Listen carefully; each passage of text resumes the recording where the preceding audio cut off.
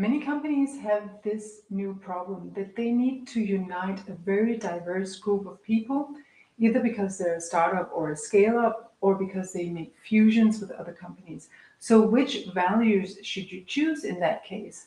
Which values are going to future proof your company and fast unite company culture around something we all have in common? And may I recommend that if you are in this situation, you choose some universal, timeless virtues whose time has come. I wrote a whole book about that called The Future is Feminine. It's coming out in English soon under a different title, about the 7 facets of 21st century leadership. And those 7 facets are going to remain the central spine in my book because it's not fads, it's not new leadership trends, it's not about something that will just be valuable for a few years and then it's gone and then we need something new.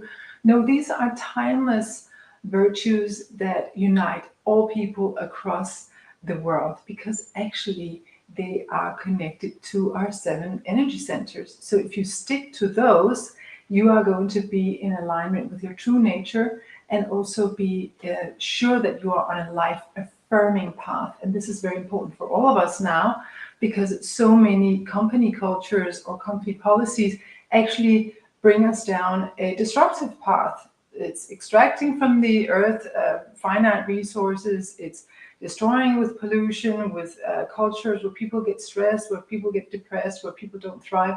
We don't want to go down that path, especially not if you're creating a new company or if you are creating a new project, something that is supposed to grow and expand and become this beautiful entity in the world that actually contributes to a better world for all. In this case, you want to make sure that you are on a life affirming path, and in which case you need to choose something that is in alignment with that purpose. So the 7 facets of 21st century leadership, which I wrote about, they are not randomly picked. They are actually universal virtues. And the first one is having a balance between the yin and the yang, because this is the foundation for every system. Every living system consists of these 2 essences, and as soon as there's not enough of one of them, the system goes a little bit out of balance and seeks to rebalance. So you might as well meet that universal need, that natural need that we all have, and that is a natural law, by making sure that everybody is aware of this so they can help create that balance. Then the next virtue is polarity. That's about finding out how do we coexist with difference in a way such that this difference becomes an asset. It becomes a beautiful thing and a really good thing for business and for creativity, that we are different. I mean, if you think about it, life is created from difference, from the masculine and the feminine pole getting together and creating new life. So we want to imitate that in our businesses as well. How can we make difference meet in such a way that it's fruitful for all? Then the third aspect is called proactivity, and that's about getting out of the victim role that many of us are in some way or another. I know you don't call yourself a victim, but think about it in your workplace. How many people feel like they're victims of the boss, they're victims of the company policy? And then if you go out in society, people are victims of the government, of each other, of people who behave badly, and so on and so on. There's a lot to be a victim about. But we can't really afford to stay in the victim role and be just perpetuating our traumas, our patterns, our egoic ways, our wounds, repeating our wounds. That's not going to lead us into a bright future. So this proactivity virtue is teaching people, or is reminding you of your choice, that all of us have choice. Every single day, every single thought is actually a choice. What do I choose to focus on? Which pattern am I choosing to feed? What am I choosing to devote my precious, precious life energy, life force to? And if you choose to devote that to proactivity, which is like, I'm building, I'm being constructive, I'm taking leadership instead of sticking to the victim role, then for sure you will have a much better company culture, of course. Then you have the fourth one, which is authenticity, and authenticity is connected to the heart. Heart in French is called cœur, and it's connected to courage. The courage to be who you are, the courage to be yourself, the courage to contribute with your unique gifts and dare to be a little bit different from everybody else. There's not two fingerprints that are alike. So you're actually contributing to the common genius by being you. But it requires courage, because when we are truly ourselves, we risk not being liked, not being accepted by everyone. So it requires courage. But can you imagine a company culture where everybody dares to be themselves, and where they are also comfortable with their vulnerability and daring to speak up when there's something they don't know, instead of pretending? It makes things a lot easier and more clear if people are just allowed to be themselves. Then we have the fifth one, is called integrity, and integrity is very important for a company, because a lot of companies actually fall down because of lack of integrity. Think of big cases like Volkswagen. We used to be so proud of this amazing company, and then they're a little bit out of integrity, if not a lot, with their greenwashing, and then bam, the market really responds with severe punishment. We cannot afford to be out of integrity.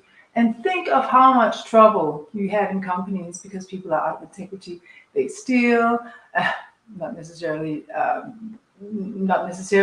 from the company,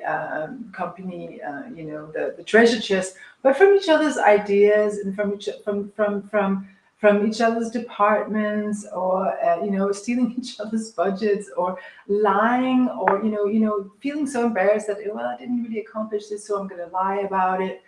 There's so much hypocrisy, and a lot of illusions in modern companies. And if we rid ourselves from that and have a company culture where we all walk our talk and do what we say we would do, or recommit to something else, it gets much more clarity, and people can rely on you, and people can trust you. And this is a very important thing, because we are in the economy of trust. And one of the biggest problems we have right now is misinformation. So if you can create a company culture where it is freed from misinformation, and freed from lying and stealing and backstabbing and hypocritical behavior, you will have a lot more energy to accomplish what you're setting out to accomplish. Then the sixth one is the master key to innovation in the new era. And I call it synchronicity, and it's actually about using your intuition. And it's about, your intuition is a very important tool in this sea of misinformation. This is what you can help you navigate and see, where is the truth here? What can I trust? Who can I trust?